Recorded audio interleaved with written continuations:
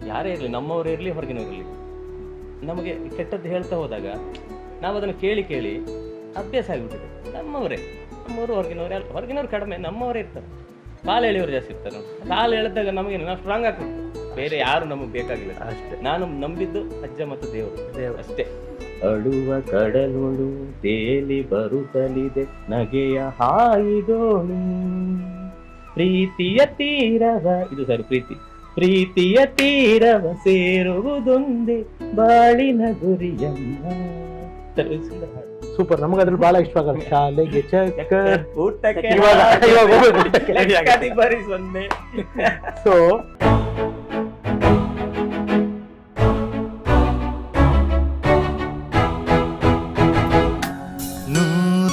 ನೂರೊಂದು ನೆನಪು. ಒಬ್ಬ ಕಲಾವಿದನಾಗುವ ಎಲ್ಲ ಲಕ್ಷಣಗಳು ಇದೆ ನಿಮಗೆ.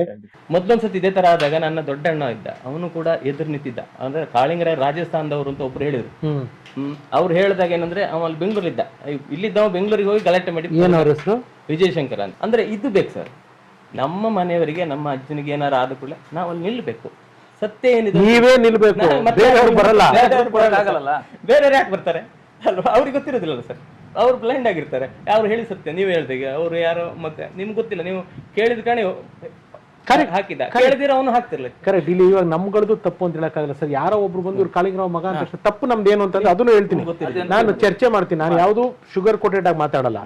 ನಾವೇನ್ ಮಾಡ್ಬಿಡ್ತೀವಿ, ಯಾರೋ ಕಾಳಿಂಗರಾವ್ ಮಗ ಅಂದ ತಕ್ಷಣ ನಾನು ಕ್ರಾಸ್ ವೆರಿಫೈ ಮಾಡ್ಬೇಕು. ಅಯ್ಯೋ ಕಾಳಿಂಗರಾವ್ ಮಗನ ಸಿಕ್ಬಿಟ್ರ ಎಲ್ಲರೂ ಬರ್ತಾರೆ, ಅಲ್ಲೇ ನಾವ್ ಆಡೋ ತಪ್ಪು. ಅದನ್ನ ಸ್ವಲ್ಪ ನಮ್ಮ ವಿಷ್ಣುವರ್ಧನ್ ಅವ್ರು ಹೇಳೋರು ಸರ್, ವಿಷ್ಣು ಸರ್ ಯಾವಾಗ್ಲೂ ಹೇಳೋರು, ಜೋಶಲ್ ಕೆಲಸ ಮಾಡೋದ್ರ ಜೊತೆಗೆ ಹೋಶಲ್ ಕೆಲಸ ಮಾಡಿ ಅಂತ. ಅಂದ್ರೆ ನಿಮ್ ಜೋಶ್ ಸರಿ, ಆದ್ರೆ ಸ್ವಲ್ಪ ಹೋಶಲ್ಲೂ ಇರಿ, ಅದು ನಿಮಗೆ ಕಾಪಾಡತ್ತೆ. ಅದು ನನಗೆ ಇವಾಗ ಜ್ಞಾಪಕ ಬಂತು ಅಲ್ಲ. ಅದನ್ನ ತಿಳ್ಕೊಂಡು ತಿಳ್ಕೊಂಡು ಅವ್ರೇನಾ, ಯಾಕೆಂದ್ರೆ ನಾಳೆ ನಾನೇನಾದ್ರು ಆ ಹಿಂದೆ ನಾನು ಆ ಸಂದರ್ಶನ ಮಾಡಿದ್ದೆ ಅಂತ ಇಟ್ಕೊಳ್ಳಿ, ನೀವು ಕುಟುಂಬದವ್ರಾಗ ನೋಡಿ ಎಷ್ಟು ನನ್ನ ಬಗ್ಗೆ ಬೇಜಾರಾಗಿರುತ್ತೆ. ಏನಯ್ಯ ನಾವೆಲ್ಲ ಇಲ್ಲಿದೀವಿ, ನಮ್ಮನ್ನೊಂದು ಮಾತು ಕೇಳ್ಬೋದಲ್ವಾ ಇವರು? ಈ ತರ ಪ್ರಸಂಗಗಳಾದಾಗ ಒಬ್ಬ ಕುಟುಂಬದವ್ರಾಗ ನಿಮ್ಗೆ ಎಷ್ಟು ನೋವಾಗುತ್ತೆ ಸರ್ ನಿಜವಾಗಿ ಬಹಳ ಬೇಸರ ಆಗುತ್ತೆ. ಅಂದ್ರೆ ತಿಳ್ಕೊಂಡು ಮಾಡೋದು ಅದು ಎಷ್ಟೋ ಒಳ್ಳೇದು ಅಲ್ವಾ? ನೋಡಿ ಎಷ್ಟು ಪ್ರೀತಿಯಿಂದ ಕೊಟ್ರಿ, ಒಳ್ಳೆ ಕಾಫಿ ಕೊಟ್ರಿ, ನಿಮ್ಮ ಒಳ್ಳೆ ಬಾಳೆ ಎಲೆ ಬೇರೆ ತಗೊಂಡೋದ್ರು ನಿಮ್ ಸಂತೋಷ ಮಾಡುವಾಗ. ಅದ್ ನೋಡ್ತಾ ಇರಂಗೇನೆ ಪ್ರೋಗ್ರಾಮ್ ಬೇಗ ಮುಗಿಸ್ ಊಟ ಮಾಡೋಣ ಅನಿಸ್ತಾ ಇದೆ. ಇರ್ಲಿ, ಕೆಲಸ ಮುಖ್ಯ, ಮೊದಲು ಕೆಲಸ ಮುಖ್ಯ. ಎಸ್ ಸರ್, ನೀವು ಹಾಡು ಇನ್ನೂ ಹೇಳಿಲ್ಲ. ಇದು ನಾ ಹೇಳಿದ್ಮೇಲೆ ವೆಂಕಟೇಶ್ ಮೂರ್ತಿ ಅವರ ರಚನೆ, ಸಮೀರ್ ಅವರ ಮ್ಯೂಸಿಕ್, ರಾಘವೇಂದ್ರ ಬಜಾಡಿ ಹಾಡಿರುವಂತ, ರಾಗ ಹಾಕಿ ಹಾಡಿರುವಂತದ್ದು. ಇರಬೇಕು ಇರುವಂತೆ ತೊರೆ ಸಾವಿರ ಚಿಂತೆ, ಅದರಲ್ಲಿ ಒಂದೇ ಲೈನ್, ತಾನು ಕೆಸರಲ್ಲಿ ಕುಸಿಯುತ್ತಿದ್ದರೂ ತಾವರೆಯು ಮರಿದುಂಬಿಗಳ ಪೊರೆವ ತೊಟ್ಟಿಲಾಗಿ, ಹೇಗೆ ತಾಯ್ತನವನ್ನು ಪ್ರೀತಿಯಲ್ಲಿ ಮೆರೆಯುವುದು ಹಾಗೆ ಬಾಳಿಸು ಗುರುವೆ ಕರುಣೆ ಇಟ್ಟು, ಹೇಗೆ ತಾಯ್ತನವನ್ನು ಪ್ರೀತಿಯಲ್ಲಿ ಮೆರೆಯುವುದು ಹಾಗೆ ಬಾಳಿಸು ಗುರುವೆ ಕರುಣೆ ಇಟ್ಟು, ಹಾಗೆ ಬಾಳಿಸು ಗುರುವೆ ಕರುಣೆ ಇಟ್ಟು, ದಾರಿಯುದ್ದಕ್ಕೂ ಪೈರು ನಗುವಂತೆ ನೀರುಣಿಸಿ ಹಾಲು ತೆನೆಯಲಿ ಅಮೃತ ತುಂಬಿ ನದಿಯು, ದಾರಿಯುದ್ದಕ್ಕೂ ಪೈರು ನಗುವಂತೆ ನೀರುಣಿಸಿ ಹಾಲು ತೆನೆಯಲಿ ಅಮೃತ ತುಂಬಿ ನದಿಯು, ಹೇಗೆ ದೂರದ ನೀಲಿಯಲ್ಲಿ ಕೊನೆಗೊಳ್ಳುವುದೋ,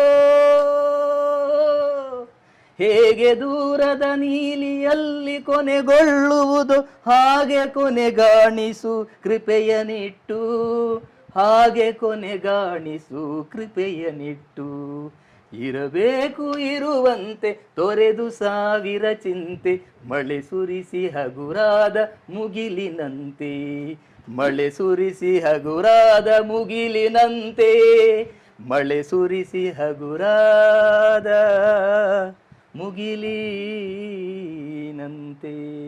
ಸರ್ ನಿಮ್ಗೆ ಯಾರು ಸರ್ ಸಂಗೀತ ಬರಲ್ಲ ಅಂತ ಹೇಳಿದ್ದು? ಬಟ್ ನನಗೇನು ಅನ್ನಿಸ್ತು ಗೊತ್ತಾ, ತಪ್ಪು ತಿಳಿಬೇಡಿ, ಈ ಸಾಹಿತ್ಯ ಎಲ್ಲ ನಿಮ್ ಜೀವನಕ್ಕೆ ಇದ್ದಂಗಿದೆ. ಇದು ನಾನು ನಿಮ್ ಕತೆ ಇವಾಗ ಏನ್ ಕೇಳಿದೆ, ನಾನು ಈ ಕ್ಯಾಮ್ರಾ ಏನಿದ್ರು ಕೂಡ ಹೊರಗೆ ಕಾಣಿಸ್ಕೊಳ್ಳೋದು, ನಾನು ರೋಲ್ ಆಗಕ್ ಮುಂಚೆ ನಿಮ್ಮ ಹತ್ರ ಒಂದು 5 ನಿಮಿಷ ಮಾತಾಡಿದೆ ನಾನು. ಅದಕ್ಕೆ ತುಂಬಾ ಹತ್ರವಾಗಿದೆ ಈ ಸಾಹಿತ್ಯ. ಸರ್ ನಿಮ್ಮ ಅಣ್ಣ ತಮ್ಮನ ಬಾಂಡಿಂಗ್ ಬಗ್ಗೆ ಹೇಳಿ ಸರ್. ನಾವಿಬ್ರು ತುಂಬಾ ಜೊತೆಗೆ ತುಂಬಾ ವರ್ಷ ಇದ್ದೀವಿ ಜೊತೆಗೆ. ಆಮೇಲೆ ವೃತ್ತಿರೀತ್ಯ ಬೇರೆ ಬೇರೆ ಹುಡುಗ ಪ್ರಶ್ನೆ ಬೇರೆ.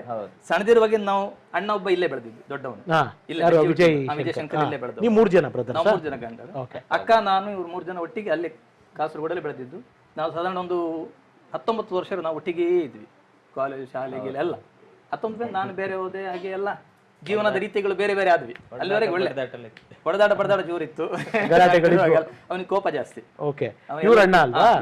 ತಮ್ಮ. ಅವನಿಗೆ ಕೋಪ ಜಾಸ್ತಿ, ಪ್ರತಿಯೊಂದಕ್ಕೂ ಅದು ಅಂತ ಕೈ ಸಿಕ್ಕಿದನ್ನು ಬಿಸಾಡೋದು, ಗೋಡೆ ಹೊಡೆಯೋದು, ಇಂಥದೆಲ್ಲ ಬಾಳ ಸಿಟ್ಟು ಬಂದ್ರೆ. ಇವಾಗ ಇಷ್ಟು ಸೌಮ್ಯ ಆಗ್ಬಿಟ್ಟಿದ್ದಾರೆ ನೋಡಿ. ಆದ್ರೆ ಪ್ರೀತಿ ಒಳಗಡೆ ಹಾಗೆ ಇರ್ತದೆ, ಜಗಳಕ್ಕೆ ಅಲ್ಲ ಕರೆಕ್ಟ್ ಅಲ್ಲ. ಆಮೇಲೆ ಇನ್ನೂ ಒಂದೇನು ಗೊತ್ತಾ ಸರ್ ರಾಜೇಶ್ ಅವರೇ, ಸಂಗೀತ ಅನ್ನೋದು ನಿಮ್ಮ ಒಳಗಡೆ ಆಳವಾಗಿ ಹೋಗ್ತಾ ಇರೋಂಗೆ ಮಿಕ್ಕಿದೆಲ್ಲ ದೂರ ಆಗ್ಬಿಡುತ್ತೆ ಸರ್ ಇವೆಲ್ಲ. ಯಾಕೆಂದ್ರೆ ಆ ಸಂಗೀತ ಅನ್ನೋದು ಅಷ್ಟು ಆವರಿಸ್ಕೊಂಡ್ಬಿಡುತ್ತೆ ನಿಮ್ಮ. ಮತ್ತು ಮನುಷ್ಯನಿಗೆ ಯಾರೇ ಇರಲಿ, ನಮ್ಮವರೇ ಇರಲಿ ಹೊರಗಿನವರಿರಲಿ, ನಮಗೆ ಕೆಟ್ಟದ್ದು ಹೇಳ್ತಾ ಹೋದಾಗ ನಾವು ಅದನ್ನು ಕೇಳಿ ಕೇಳಿ ಅಭ್ಯಾಸ ಆಗಿಬಿಟ್ಟಿದೆ. ಈಗ ಪ್ರಾರಂಭದಲ್ಲಿ ಭಾಳಷ್ಟು ಜನ ನಮ್ಮವರೇ, ನಮ್ಮವರು ಹೊರಗಿನವ್ರು ಕಡಿಮೆ, ನಮ್ಮವರೇ ಇರ್ತಾರೆ. ಕಾಲು ಎಳೆಯವರು ಜಾಸ್ತಿ ಇರ್ತಾರೆ ನೋಡಿ. ಕಾಲು ಎಳೆದಾಗ ನಮಗೇನು, ನಾವು ಸ್ಟ್ರಾಂಗ್ ಆಗ್ಬೇಕು, ಅವ್ರು ಕಾಲು ಎಳಿಲಿರ್ತಾರೆ. ನಾವೇನು ನಮ್ಮ ಸ್ಥಿತಪ್ರಜ್ಞೆ, ನಾನೇನು ಮಾಡ್ಬೇಕಂದ್ರೆ ನಾನು ಮಾಡ್ತಾ ಹೋಗ್ತೇನೆ. ದೇವರು ಒಬ್ಬರಿದ್ದಾನೆ ಮತ್ತು ಅಜ್ಜನ ಆಶೀರ್ವಾದ ಇದು ಸಾಕು, ಬೇರೆ ಯಾರು ನಮಗೆ ಬೇಕಾಗಿಲ್ಲ ಸರ್. ಅಷ್ಟೇ, ನಾನು ನಂಬಿದ್ದು ಅಜ್ಜ ಮತ್ತು ದೇವರು ಅಷ್ಟೇ. ಮತ್ತೆ SP ಬಾಲು ಸರ್ ನನ್ನ ಒಂದು ಫೇವರಿಟ್ ಸಿಂಗರ್. ಅವ್ರದ್ದು ಒಂದು ಹಾಡು ಆಡಿಸ್ಬೇಕು ನಿಮ್ಮ ಕೈಯಲ್ಲಿ. 2 ಹಾಡು ಆಡಿಸೋದಿದೆ ನನ್ನ ಕೈಯನ್ನು. ಇಲ್ಲಿ ಒಂದು ಹೇಳೋದಕ್ಕೆ ಇಷ್ಟಪಡ್ತೀನಿ, ಅಂದರೆ ನಾನು ಸಿನಿಮಾ ಮಾಡಿದೆ, ನಾನು ಸೋಲುಗಳನ್ನ ನೋಡಿದೆ. ನಾನು ಮಾಡಿರೋ ಸಿನಿಮಾದೆಲ್ಲ ನಿರ್ದೇಶಕನಾಗ ನಾನು ಬರೀ ಸೋತೆ ಇದ್ದೀನಿ, ಯಾವುದು ಗೆದ್ದಿಲ್ಲ. ಬಟ್ ಸೋಲು ಅನ್ನೋದು ನನ್ನನ್ನು ಆವರಿಸ್ಕೊಂಡಾಗ ನಾನು ಅಂದ್ಕೊಂಡಿದ್ದು, ನನಗೆ ನಾನೇ ಒಂದು ವ್ಯಾಖ್ಯಾನ ಮಾಡ್ಕೊಂಡಿದ್ದು, ಸೋಲ್ಬೇಕು. ಯಾಕೆ ಅಂತಂದರೆ ಒಂದು ಹುಡುಗಿನ ನೋಡಿ ನಾನು ಮನಸ್ಸು ಸೋತ್ರೇನೆ ಅವಳನ್ನ ಗೆಲ್ಲಕ್ಕಾಗೋದು. ಇವಾಗ ನಂದು ಲವ್ ಮ್ಯಾರೇಜು, ನಾನು ನನ್ನ ಹೆಂಡತಿನ ನೋಡಿ ಮನಸ್ಸು ಸೋತಿದ್ದಕ್ಕೇನೆ ಅವಳನ್ನ ಗೆದ್ದಕ್ಕಾಗಿದೆ. ಹಂಗೆ ಸೋಲಿದ್ದಾಗಲೇ ಗೆಲುವು, ಕೆಟ್ಟದಿದ್ದಾಗಲೇ ಒಳ್ಳೇದ್ರ ಬೆಲೆ ನಮ್ಗೆ ಗೊತ್ತಾಗುತ್ತೆ. ನೋವು ಬಂದ್ರೆ ನಲಿವಿನ ಬೆಲೆ. ಎಕ್ಸಾಕ್ಟ್ಲಿ, ನಲಿವಿದ್ರೆ ನೋವಿನ ಬೆಲೆ ಗೊತ್ತಾಗಲ್ಲ, ನೋವೇ ಇದ್ರೆ ನಲಿವಿನ ಬೆಲೆ ಗೊತ್ತಾಗಲ್ಲ. ಬಟ್ ಚೆನ್ನಾಗಿ ಹಾಡಿದ್ರಿ ಸರ್ ನೀವು, ಥ್ಯಾಂಕ್ ಯು. ನಿಮ್ಮ ಮಕ್ಕಳು ಹಾಡ್ತಾರಾ? ನನ್ನ ಮಕ್ಕಳು ಈಗ ಸದ್ಯಕ್ಕೆ ಹಾಡ್ತಾರೆ, ಇಂಗ್ಲಿಷ್ ಹಾಡಲ್ಲ ಹಾಡ್ತಾರೆ. ಓಕೆ, ನಿಮ್ಮ ತಾತ ಅವರ ಹಲವಾರು ಕಂಪೋಸಿಷನ್ಗಳಲ್ಲಿ ನಿಮ್ಗೆ ಅಂದ್ರೆ ಯಾವ್ದು ಇಷ್ಟ ಅಂತ ನಾನು ಕೇಳಲ್ಲ, ನಿಮ್ಮನ್ನ ಒಬ್ಬ ಮ್ಯೂಸಿಷಿಯನ್ ಆಗಿ ತುಂಬಾ ಕಾಡುವಂತ ಹಾಡು ಯಾವುದು? ಈ ಹಾಡು ನಾನು ಯಾವಾಗ್ಲೂ ಗುನುಗ್ತೀನಪ್ಪ, ನನಗೆ ಹಾಡು ಯಾವತ್ತೂ ಗುನುಗ್ತೇನೆ. ಅಂದ್ರೆ ಅದರಲ್ಲಿ ಬಹಳ ಅರ್ಥ ಇದೆ ಸರ್. ತಾನು ಅಂತ ಮೆರೆಯೋರು ಯಾವತ್ತಿದ್ರು ಮಣ್ಣಾಗ್ಲೇಬೇಕು. ಹೇಳಿ ಸರ್, ಸಾಹಿತ್ಯದಲ್ಲಿ ಬಹಳಷ್ಟು ಇದೆ. ಒಂದು ಚಿಕ್ಕದು ಹೇಳಿ ಸರ್. ಅದೇ ಒಂದು ಪಲ್ಲವಿ ಮಾತ್ರ ಹೇಳಿ ಸರ್, ಹೇಳಿ. ಅಳುವ ಕಡಲೊಳು ತೇಲಿ ಬರುತ್ತಲಿದೆ ನಗೆಯ ಹಾಯಿದೋಣಿ. ಅಳುವ ಕಡಲೊಳು ತೇಲಿ ಬರುತ್ತಲಿದೆ ನಗೆಯ ಹಾಯಿದೋಣಿ. ಬಾಳ ಗಂಗೆಯ ಮಹಾಪೂರದೊಳು ಸಾವಿನೊಂದು ವೇಣಿ. ಬಾಳ ಗಂಗೆಯ ಮಹಾಪೂರದೊಳು ಸಾವಿನೊಂದು ವೇಣಿ.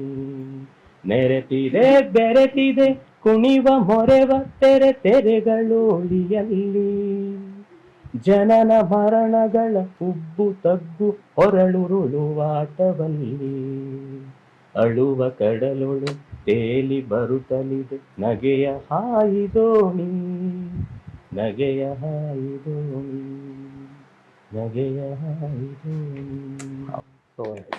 So nice. SP ಬಾಲು ಸರ್ದು ಯಾವ ಸರ್ ಫೇವ್ರೇಟ್ ಹಾಡು? ತುಂಬಾ ತುಂಬಾ ಇದೆ ಸರ್, ಸರ್ ತುಂಬಾ ಇದೆ. ಅದೆಲ್ಲ ಮ್ಯೂಸಿಕ್ ಒಟ್ಟಿಗೆ ಹಾಡ್ರೆ ಚಂದ ಆಗ್ತದೆ, ಇಲ್ಲದ್ರೆ ಹಾಡ್ಬೋದು. ಬೇಡ ಸಾಕು, ಪಾಪ ಚೆನ್ನಾಗಿ ಹೇಳಿದ್ರೆ ಬಲವಂತ ಮಾಡಕ್ ಇಷ್ಟ ಇಲ್ಲ. ಹಾಡ್ಬೋದು ಹಾಗೇನು ತೊಂದ್ರೆ ಇಲ್ಲ, ಸಾಹಿತ್ಯ ನೆನಪಾಗ್ಬೇಕು. ನನಗೆ ನಿಮ್ಮ ಮಂಗಳೂರು ಕಡೆ ಬಂದಿದ್ದೀನಲ್ಲ, ಕರಾವಳಿ ಕಡೆ, ನಾ ಚಿಕ್ಕ ಹುಡುಗ ಇದ್ದೆ, ನಮ್ದು ಮೈಸೂರು. ನಮ್ಗೆ ಯಾವಾಗ ಬಾಲು ಸರ್ದು ಒಂದು ಹಾಡು ಬಹಳ ಫೇವ್ರೇಟ್, ಈ ಮಂಗಳೂರಿಗೆ ಸಂಬಂಧಪಟ್ಟಿದ್ದು. ಅದ್ರೊಳಗೆ ಬಾಲು ಸರ್ ವಾಯ್ಸೇ ಬೇರೆ ತರ ಇದೆ.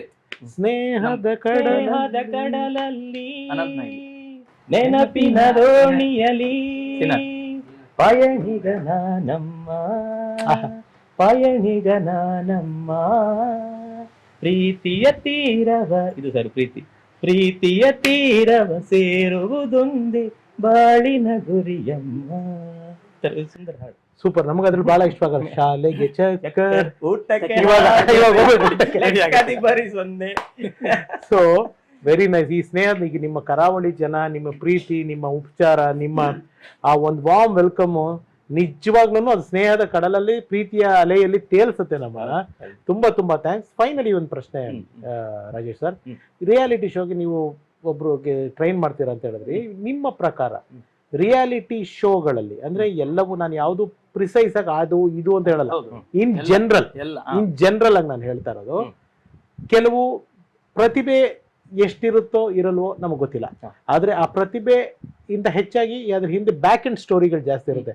ಯಾರಿಗೋ ಒಬ್ರಿಗೆ ಮನೆಯಲ್ಲಿ ಹುಷಾರಿರಲ್ಲ, ಬಡತನ ಜಾಸ್ತಿ ಇರುತ್ತೆ, ಓಕೆ, ಬಡತನ ಜಾಸ್ತಿ ಇರುತ್ತೆ, ಯಾರಿಗೋ ಮನೆಯಲ್ಲ ತಂದೆ ಕಣ್ ಕಾಣಲ್ಲ ಅಂದ್ರೆ ಈ ಕತೆಗಳು ಆ ಸಂಗೀತನ ಡಾಮಿನೇಟ್ ಮಾಡತ್ತೆ ಅನಿಸುತ್ತೆ ನಿಮ್ಗೆ? ಸರ್ ಕೆಲವು ಹೊತ್ತು ಏನು ಸರ್, ಸಂಗೀತ ಬೇಕು, ಸಂಗೀತ ಬೇಕೇ ಬೇಕು. ಒಂದು ಸಂಗೀತ ಶೋಗೆ ಹೋಗ್ಬೋದು, ಸಂಗೀತ ಬೇಕೇ ಬೇಕು. ಮತ್ತೆ ಅವ್ರು ಹಾಡು ಚೆನ್ನಾಗಿ ಹಾಡ್ಬೇಕು. ಎಲ್ಲರೂ ಕಲಿತೇ ಹೋದವ್ರಿಲ್ಲ, ಹಾಡು ಚೆನ್ನಾಗಿ ಹಾಡುವವರು ಹೋಗ್ತಾರೆ, ವಾಯ್ಸ್ ಒಳ್ಳೆ ಇರೋರು ಸೆಲೆಕ್ಟ್ ಆಗ್ತಾರೆ. ಮತ್ತೆ ಕೆಲವು ಸರ್ತಿ ಹೇಗಾಗೋ ಸೆಲೆಕ್ಟ್ ಆಗ್ತಾರೆ, ನಮಗೆ ಗೊತ್ತಿಲ್ಲ. ಆದ್ರೆ ಈ ಸೆಂಟಿಮೆಂಟ್ ಯಾಕೆ ಮಾಡ್ತಾರೆ ಸರ್, ಸ್ವಲ್ಪ ವ್ಯೂಸ್ ಬರ್ತದೆ, TRP. ಅಂದ್ರೆ ಯಾವುದೇ ಒಂದು ಚಾನಲ್ ನಡಿಬೇಕಾದ್ರೆ ಏನಾದ್ರು ಬೇಕು.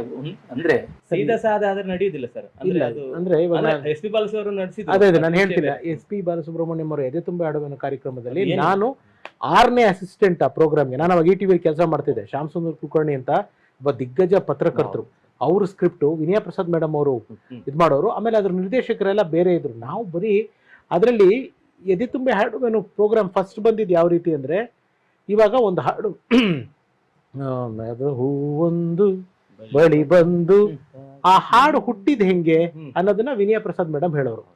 ಆ ಹಾಡು ಹಿಂಗ ಆಯ್ತಂತೆ, ಈ ಚಿತ್ರ ಆಯ್ತಂತೆ, ವಿಜಯ ನರಸಿಂಹ ಅವ್ರಿಗೆ ಮಾಡ್ತಿದ್ರಂತೆ, ಸಾಹಿತ್ಯ ಬರೋದ್ರಂತೆ, ಅದಕ್ಕೆ ಇವ್ರಿಗೆ ಸಂಗೀತ ಮಾಡಿದ್ರಂತೆ ವಿಜಯ ಭಾಸ್ಕರ್ ಅವರು, ವಾಟ್ ಎವರ್ ಈ ತರದ್ದು ಒಂದು ಯಾವ್ದೋ ಒಂದು ಈ ತರದ್ದು ಸಂಗೀತ, ಆ ಹಾಡಿನ ಹಿನ್ನೆಲೆ ಹೇಳ್ಬಿಟ್ಟು ಅದನ್ನ Balu sir ಹಾಡೋರು.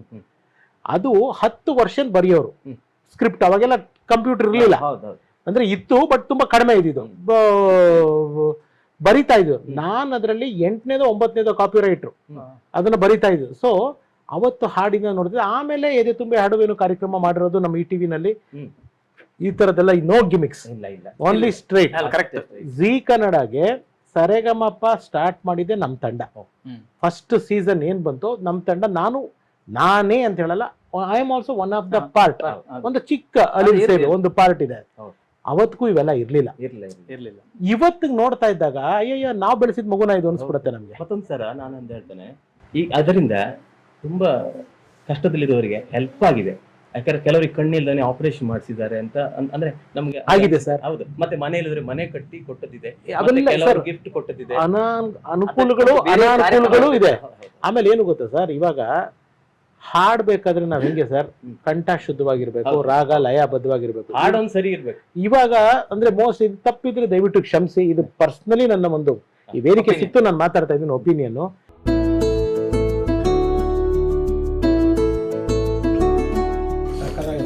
Idli super, chutney super, super ಆಗಿತ್ತು ಊಟ ಸರ್. ಅದ್ಭುತವಾದ ಊಟ. 2 ಸತಿ ಸಾರನ್ನ ತಿನ್ಬಿಟ್ಟ. ಕಾಳಿಂಗರ ಒಂದೊಂದು ಗೀತೆಯನ್ನ ಕಾರ್ಯಕ್ರಮದಲ್ಲಿ ಹಾಡುವಂತಾಗ್ಲಿ, ಅಥವಾ ಹಿರಿಯರಿಗೆ ಒಂದು ನಮನ ಸಲ್ಲಿಸುವಂತಾಗುತ್ತೆ. ಸುಗಮ ಸಂಗೀತ ಪಿತಾಮಹ ಅಂತ ಹೇಳಿ ಬೇರೆಯವರ ಗೀತೆಯನ್ನೇ ಹಾಡೋದಕ್ಕಿಂತ, ಬೇರೆಯವ್ರು ನಮ್ಮವರೇ, ಅವರು ಬೇರೆಯವರಲ್ಲ, ಅವರ ಶಿಷ್ಯ ಅಂದ್ರೆ ಕಾಳಿಂಗರ ಗೀತೆನ ಒಂದು ಗೀತೆ ಎಲ್ಲ ಕಾರ್ಯಕ್ರಮದಲ್ಲಿ ಇರಲಿ.